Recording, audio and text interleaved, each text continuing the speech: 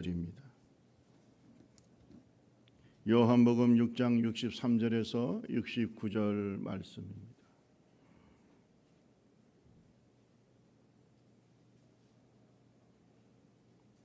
제가 가지고 있는 성경은 신약성경 154페이지, 요한복음 6장 63절에서 69절.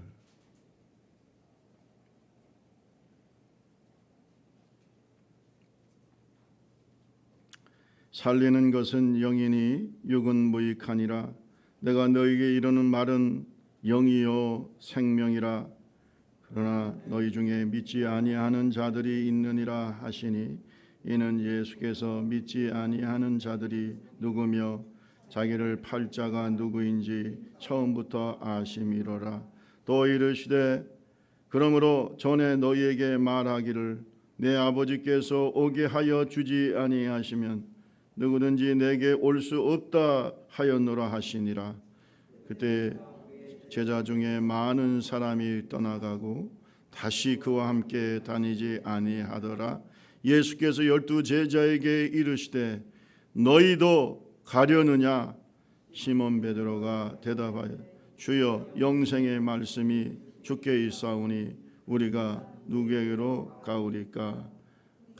같이 읽습니다. 우리가 주는 하나님의 거룩하신 자이신 줄 믿고 알았사옵나이다. 아멘.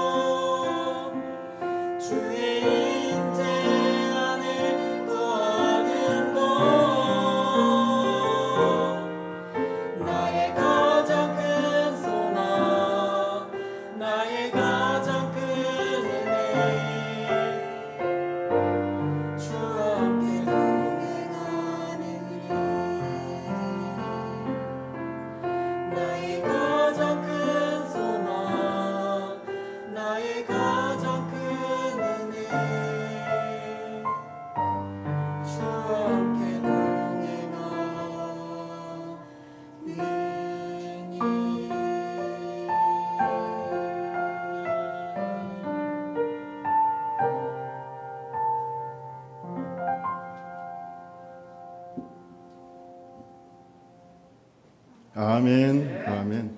감사합니다. 우리 옆 사람, 뒷 사람, 앞 사람 인사합니다. 오늘 같이 각 가정에서 각처에서 예배드리는 분들도 반갑게 서로 격려하시기 바랍니다. 말씀에 큰 은혜 받으시기 바랍니다. 인사합니다.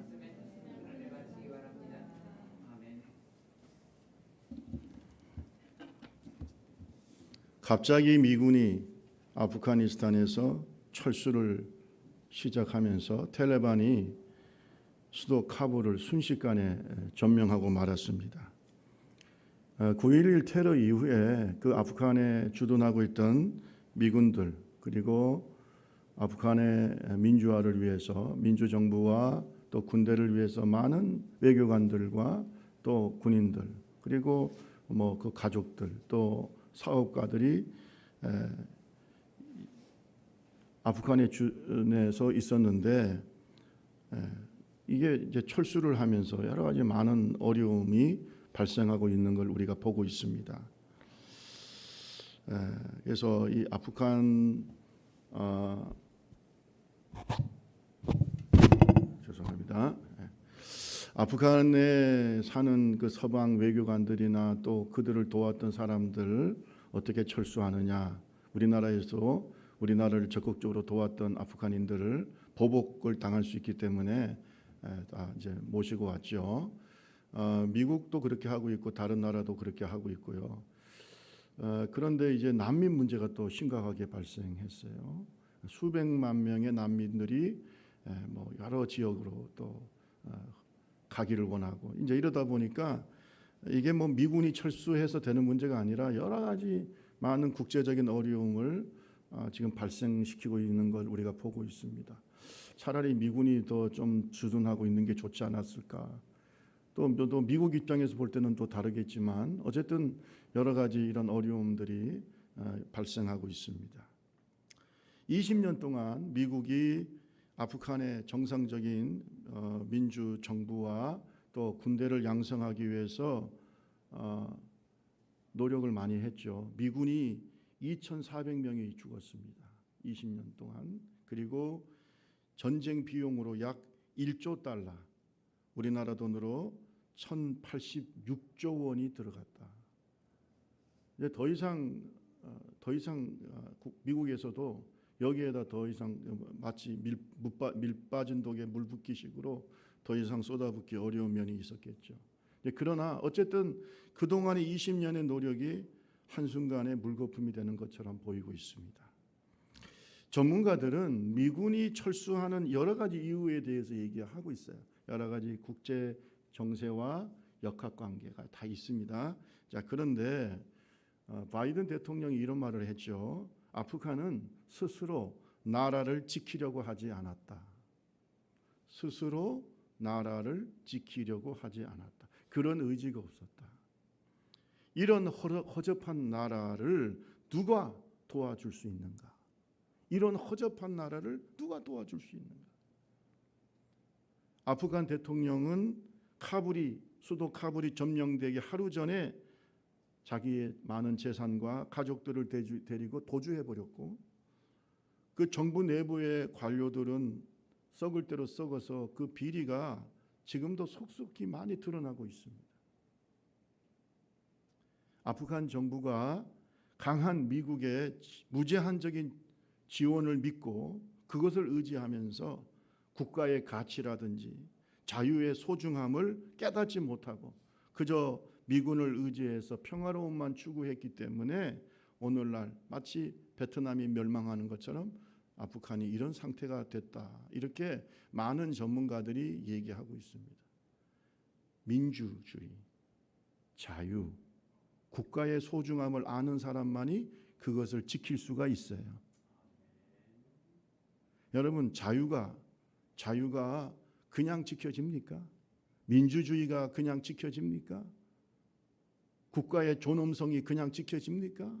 피를 흘리는 헌신이 있어야 되는 거예요. 남의 나라를 의지해서 자유를 지킨 나라는 역사상 하나도 없어요. 스스로의 의지가 없으면 미군이 그렇게 1조 달러, 여러분 1조 달러가 얼마입니까?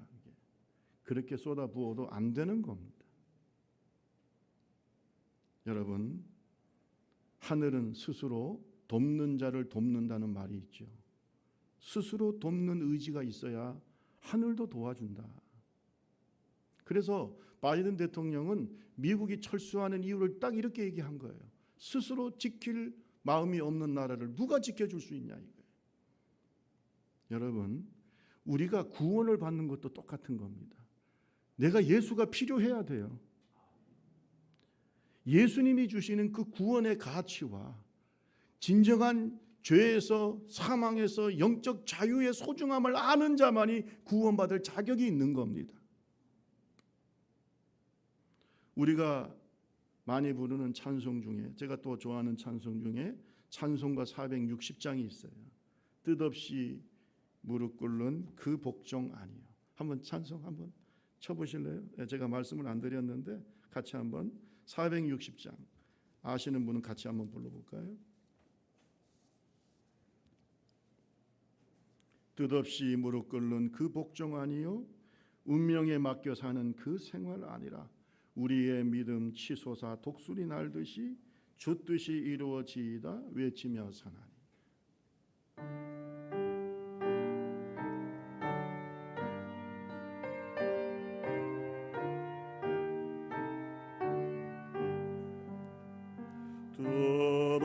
뜻없이 무릎 꿇는 그 복종 아니요, 운명에 맡겨 사는 그 생활 아니라 우리의 믿음 치솟아 독수리 날듯이 주 뜻이 이루어지이다 외치며 사나니. 약한 자 힘주시고 강한 자 바르게 주한 자 존께 함이 주님의 뜻이라. 해 아래 압박 있는 곳 주 거기 계셔서 그 발로 막아 주시어 정의가 사나니.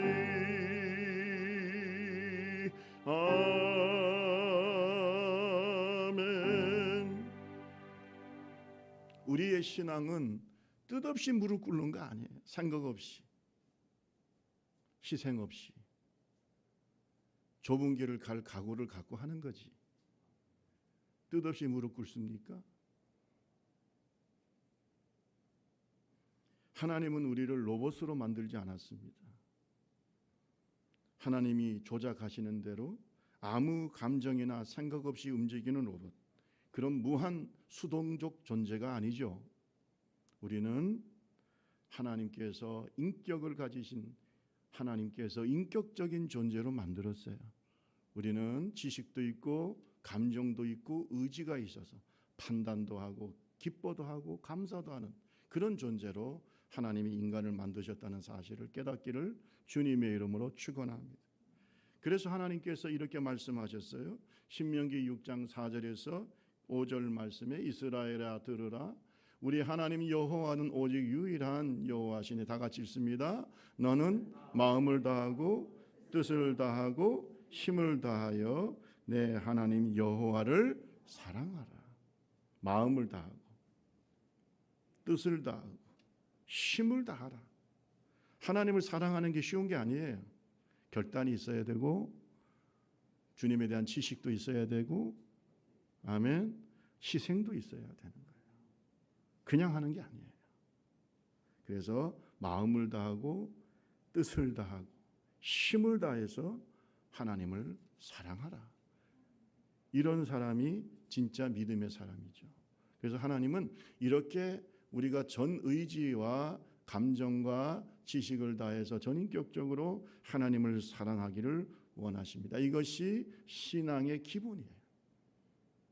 부모님 때문에, 어쩔 수 없는 환경 때문에 외국 가보면은요, 많은 사람들이 교회 나오는데 왜 나오냐 그랬더니 별로 믿음은 없고 교회 와야 여러 가지 유학생들은 배불리 먹을 수 있고, 그리고 이민 오신 분들은 여러 가지 정보를 얻을 수 있기 때문에 교회 옵니다. 그건 뜻없이 무릎 꿇는 것과 똑같은 겁니다. 그렇게 예수를 믿는 게 아니에요. 예수님은 생명을 다해서 믿어야 되는 거예요. 하나님이신 예수님께서 제자를 부르실 때 요구하신 것도 바로 예수님에 대한 진심 어린 믿음과 사랑입니다. 의지적인 사랑. 예수님께서 제자들에게 자신을 따르는 이유를 묻습니다. 너희도 가려느냐? 따라합시다. 너희도 가려느냐? 갈 수도 있고 안 갈 수도 있습니다.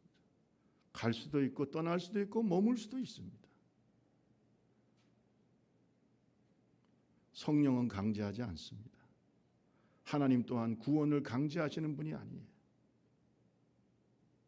여러분, 이 코로나 시대에 우리는 주님의 이 질문에 대해서 대답해야 돼요. 너희도 가려느냐? 너희도 가려느냐?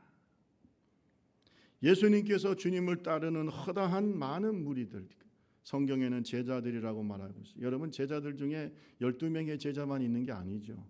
12명의 제자, 또 70명의 제자, 그리고 허다한 사람들이 예수님을 따르고 있었어요. 그런데 그들이 듣기 어려운 말씀을 하시기 시작합니다. 에고 에이미, 에고 에이미, 헬라어로 에고 에이미, 나는 뭐뭐이다. 영어로는 I am 뭐뭐, 이렇게 말씀하시기 시작하는데 이것은 예수님의 독특한 선언체, 말로는 선언체이고 신적인 표현이라고 학자들은 말하고 있어요. 하나님 예수님의 독특한 말씀의 표현이에요. 이렇게 예수님은 다시를 따르는 자들에게 명확하게 자기 자신에 대해서 말씀하기 시작하십니다. 요한복음 6장 35절 36절 말씀해 보면 예수께서 이르시되 나는 생명의 떡이니 내게 오는 자는 결코 주르지 아니할 터이요 나를 믿는 자는 영원히 목마르지 아니하리라.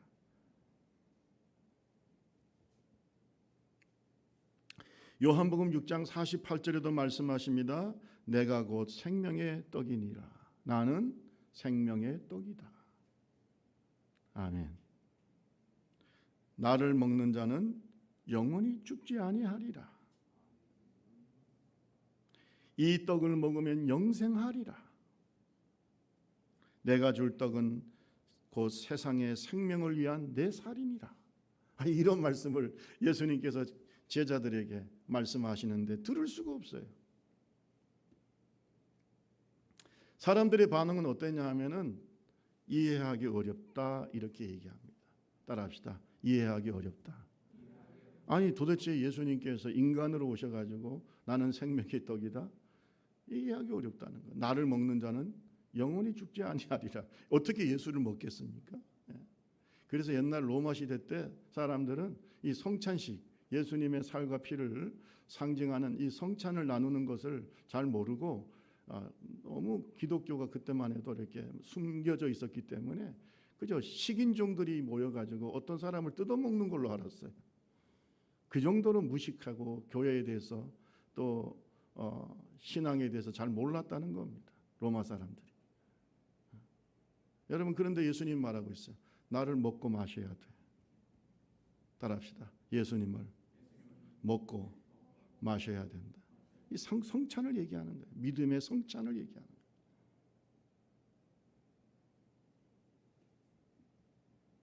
이해하기 어렵다는 겁니다. 원어적인 의미를 보면은 이 말씀을 받아들이기 어렵다, 마음에 걸린다 이런 뜻입니다. 따라합시다. 마음에 걸린다. 마음에 걸리는 겁니다. 자기가 누군데? 자기가 뭔데? 자기를 먹어야 영원히 살아? 뭐 이렇게 걸리는 거죠. 어떻게 예수를 믿는다고 영생을 얻는 것일까?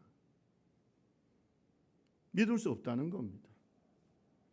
예수님을 하나님이 보내신 존경받을 랍비, 선생이나 선지자로는 자기가 받아들일 수 있어도 생명의 구주로 받아들일 수 없다는 거예요. 어떻게 예수가 40도 안 된 저 사람이 우리의 생명의 주인이 되고 하나님의 아들이고 우리의 영혼을 구원할 구세주가 될 수 있는가? 믿을 수 없다는 겁니다. 받아들이기 어렵다는 거예요. 따라합시다. 믿기 어렵다. 이게 이제 이해하기 어렵다는 말로 나오는 거. 우리 성경을 한번 읽어볼까요? 우리 본문 말씀 6장 60절에서 쭉 한번 65절까지 제자 중 여럿이 듣고 다 같이 읽습니다. 시작.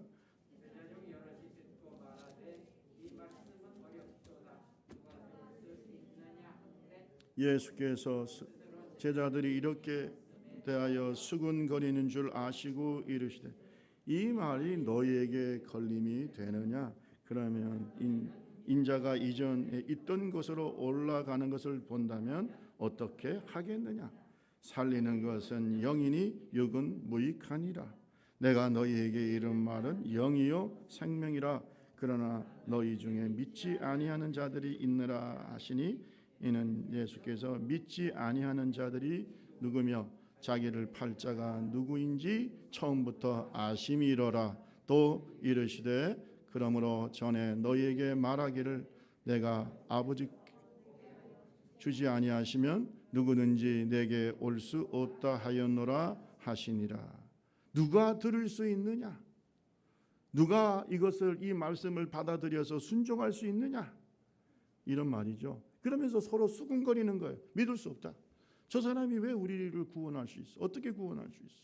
수군거리는 거예요. 예수님께서 아시고 말씀하십니다. 너희에게 걸림이 되느냐?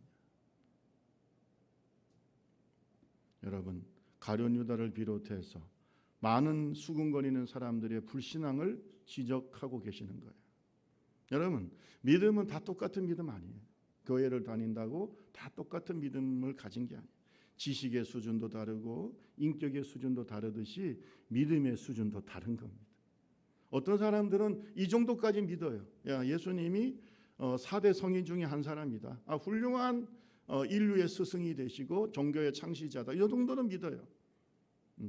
교회 다니면 뭐 나쁜 말 들어 다 우리한테 좋은 말이지. 하지만 그 정도 수준에 머물러 있는 사람들이 너무나 많습니다.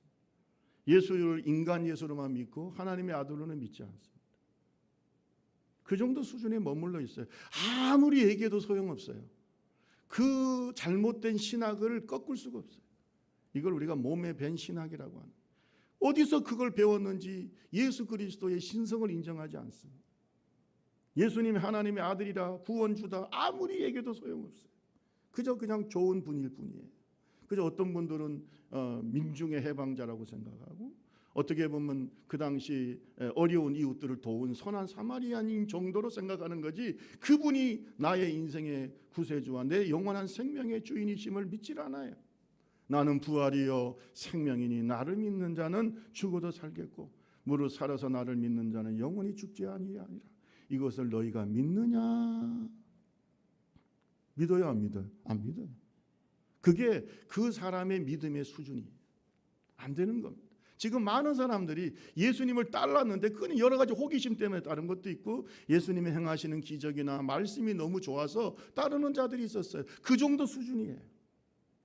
오늘도 한국 교회 안에 이 정도 수준에 머물러 있는 사람들이 많이 있어요. 그래서 예수를 위해서 십자가를 같이 지지 않습니다. 너희에게 걸림이 되느냐?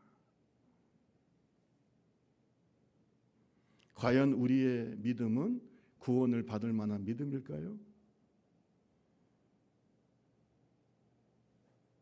예수님은 좋은 분이지만 내 영혼을 그분에게 맡길 수는 없다. 그분이 내 영혼의 구세주가 될 수는 없다. 좋은 분이시지만 신의 아들로는 믿을 수가 없다. 라고 생각하는 많은 학자들도 있습니다. 그래서 예수님께서 이것을 염려하셨어요. 성경에 보면 누가복음 18장 8절에 이런 말씀을 하셨어요. 우리 같이 한번 읽어볼까요?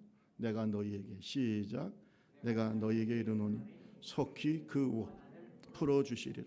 그러나 인자가 올 때에 세상에서 믿음을 보겠느냐? 믿음이 다 똑같은 믿음이 아니다. 내가 이 땅에 다시 올 때 그 믿음을 보겠느냐? 믿음을 보겠느냐? 베드로전서 1장 5절에 보면 너희는 말세에 나타내기로 예비하신 구원을 얻기 위하여 믿음으로 말미암아 하나님의 능력으로 보호하심을 받았느니라. 구원을 얻는 믿음이 있습니다. 구원을 얻는 믿음이 있습니다. 여러분, 오늘 저와 여러분들이 구원받는 믿음을 가지시기를 바랍니다. 구원받은 믿음이라고 하는 것은 예수님을 진심으로 믿고 사랑하는 겁니다. 예수님을 위해서 헌신하고 희생하는 걸 각오하는 거예요. 저는 생각해요. 순교의 신앙, 이거 여러분이 생각할 때는 아이고 이건 대단한 신앙이라고 생각하지만 저는 그렇게 생각하지 않습니다. 진짜 구원받는 신앙은 다 순교의 신앙이에요. 왜? 그렇지 않으면 구원받을 수가 없습니다. 제가 지금도 아프가니스탄을 생각하면 그런 생각이 들어요.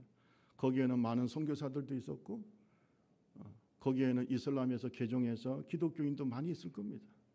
지금 그들은 어떤 위기에 있을까요? 텔레반에 의해서 자기의 목숨을 내놓아야 될 위기에 있어요. 여러분, 그들이 예수를 믿는다는 그 한 가지로 그는 죽임을 당하는 거예요.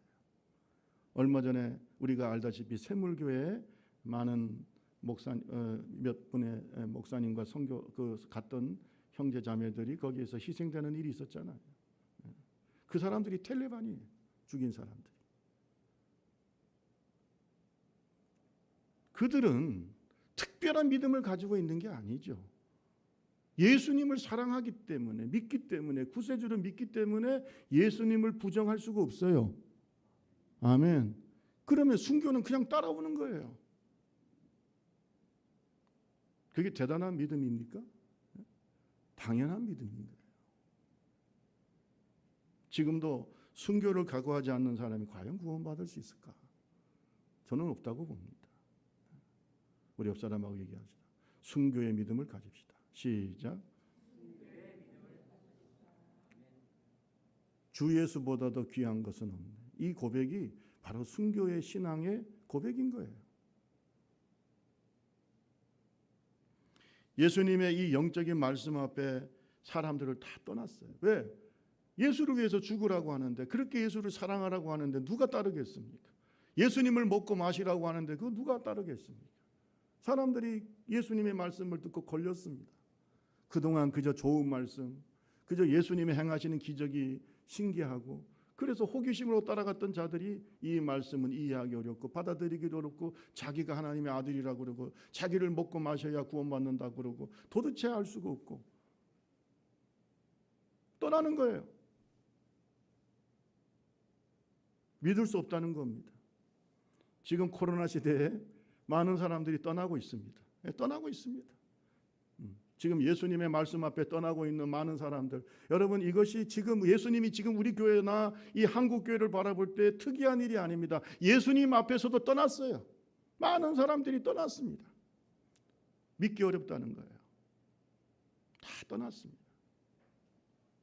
예수님은 떠나는 그들의 뒷모습을 묵묵히 바라보셨어요. 그리고 제자들에게 묻습니다. 우리 다 같이 6장 66절 67절을 읽습니다. 66절 67절. 그때부터 시작.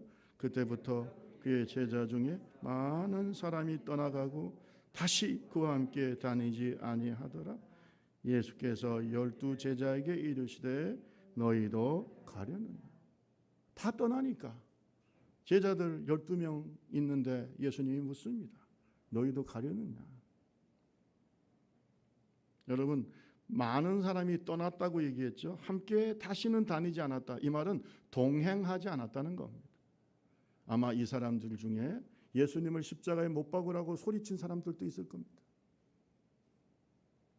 떠났습니다. 예수님이 12제자에게 묻습니다. 너희도 가려느냐?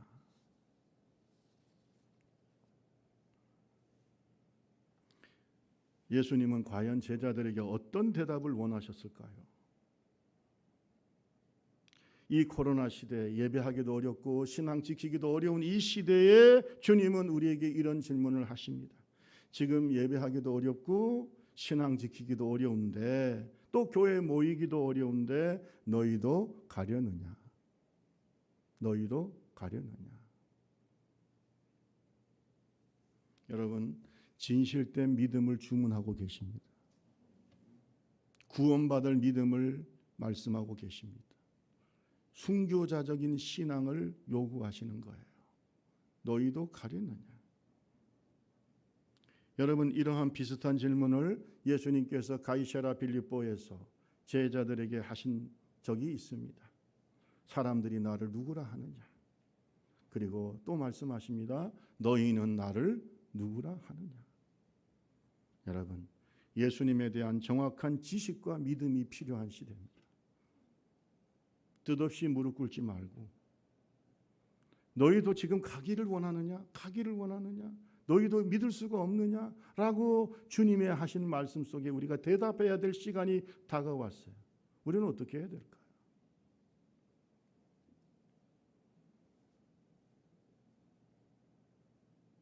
베드로는 가이사랴 빌립보에서 예수님께 이렇게 대답했어요. 주는 그리스도시요 살아계신 하나님의 아들이십니다. 따라합시다. 주님은 그리스도시요 살아계신 하나님의 아들이십니다. 이렇게 해서 예수님의 마음을 감동드리고 기쁘게 했던 그 베드로가 오늘 이 질문에 대해서 예수님 앞에 이렇게 아주 기뻐하는 주님께서 너무 감동스러워할 대답을 하고 있어요. 그것이 오늘 우리의 대답이 되기를 바랍니다. 그것이 우리의 대답이 되기를 바라요. 되기를 바랍니다. 우리 다 같이 6장 68절 69절입니다.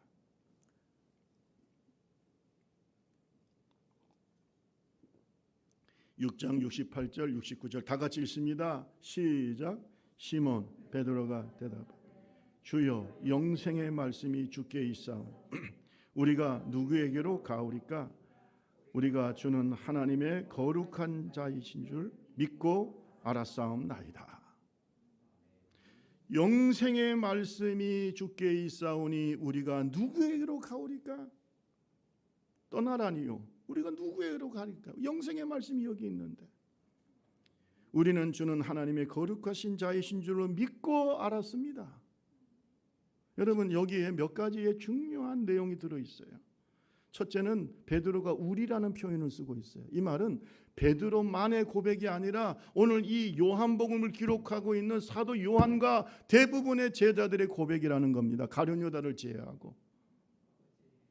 그래서 그들은 기꺼이 주를 위해서 죽을 수가 있었어요. 이 고백은 우리의 고백이에요. 영적인 공동체의 고백이에요. 교회의 고백이에요. 우리 좁은 길 교회의 고백이에요. 우리 교회는 이 고백 위에 세워진 교회예요. 그래서 순교의 신앙을 얘기하는 거예요. 좁은 길 교회는 말로만 좁은 길이 아니라 오늘 이 고백 위에 좁은 길 교회가 세워지는 거예요. 주는 그리스도시요 살아계신 하나님의 아들이십니다라고 하는 이 고백과 영생의 말씀이 여기 있사오니 우리가 어디로 가겠습니까? 우리는 주는 하나님의 거룩하신 자이신 줄 믿고 알았습니다. 이 고백 위에 좁은 길 교회가 세워져 있는 거예요. 아닌 분들은 그냥 구경하는 겁니다. 나중에 기회가 오겠죠. 그런 분들도 진심으로 고백할 때가 오겠지만 아직까지는 구원받을 만한 믿음은 아니라는 것이죠. 그냥 교회 예배가 이렇게 드려지는구나 하고 구경하고 있는 겁니다. 두 번째로 예수님의 말씀에 대해서 베드로는 이렇게 말했습니다. 영원한 생명의 말씀이 여기 있습니다. 예수님의 말씀은 영원한 생명의 말씀이요 진리의 말씀이고 하나님의 말씀이에요. 예수님이 주시는 말씀에 대한 확고한 믿음을 고백하고 있는 겁니다. 따라합시다. 예수님의 말씀은 하나님의 말씀입니다. 아멘. 그런데 떠난 사람들은 예수님의 말씀을 사람의 말로 받아들이고 있는 거예요. 사람의 말로 받아들이고 떠나는 거예요. 예수님의 말씀이 생명이에요. 예수님의 말씀이 진리예요. 예수님의 말씀 속에 구원의 길이 있어요. 그래서 이걸 뭐라 불러요? 복음이라고 부르는 거예요. 아멘. 그리고 그 고백 속에 무슨 의미가 들어 있습니까? 예수님을 하나님의 거룩하신 자, 하나님의 아들임을 믿고 알았습니다. 따라합시다. 믿고 알았습니다. 알고 믿는 게 아니에요. 알고 믿는 게 아니에요. 여러분, 인간의 이성, 이 뇌가 알면 얼마나 알겠습니까? 한번 여러분들 묻고 싶으면, 여러분 지구를 잘 아세요? 지구에 대해서 몇 가지의 종류의 생명체가 있고, 이 지구에 뭐 지질학적으로 어떤 구조로 돼 다 아십니까, 여러분? 제가 여러분 소우주라고 생각하는 우리의 몸 다 아세요? 다 아십니까? 여러분 몸 다 아세요? 70년, 80년 끌고 다니고 있는 여러분의 그 몸을 다 아십니까, 여러분? 도대체 우리 인간의 이 작은 두뇌가 알면 얼마나 알겠습니까? 그러면 우리 몸을 창조하시고 지구를 창조하시고 이 모든 우주를 창조하신 하나님을 여러분 머리로 다 알 수 있습니까? 알고 믿어요? 어떻게 알고 믿어요? 따라합시다. 믿고 아는 것이다. 하나님을 영적으로 경험하는 거예요. 아멘. 알고 믿으려고 했던 사람이 누구냐? 바울 사도입니다. 처음에 사울이었을 때 그는 자기가 이해되는 대로 예수를 판단했어요. 자기가 이해되는 대로 예수, 자기가 아는 대로 예수를 판단할 때 예수는 뭐냐? 그냥 이단이에요. 이단의 괴수일 뿐이에요. 실패한 선지자예요. 그래서 예수 믿는 사람을 잡아 죽이려고 한 거예요. 그것이 아는 지식의 한계예요. 그러나 그가 예수를 만났어. 부활하신 예수. 말로 표현할 수 없고 지식의 한계를 뛰어넘는, 인간의 영역을 뛰어넘는 신비한 예수 그리스도의 부활체를 만났을 때 그는 믿고 알게 된 거예요. 믿고 아는 거예요. 여러분 알고 믿습니까? 뭘 얼마나 알게요? 저도 신학을 공부한 신학 박사입니다. 모르겠어요. 아직도 잘 모르겠어요. 수백 권의 수천 권의 책을 읽어도 잘 모르겠어요. 여러분은 얼마나 아시나요? 예? 알고 믿어요? 하나님 앞에서 그런 교만한 말이 어디 있을까요? 얼마나 알고 얼마나 하나님을 알아야 믿겠습니까? 하나님은 우리의 지식의 영역을 뛰어넘는 분이에요. 그래서 믿고 하는 거예요. 따라합시다. 믿고 합시다. 우리 옆 사람하고 해서 믿고 합시다. 시작. 경험적 신앙이 돼야 되는 거예요. 하나님을 경험하는 거예요. 내가 알지 못하던 부분이 있어요.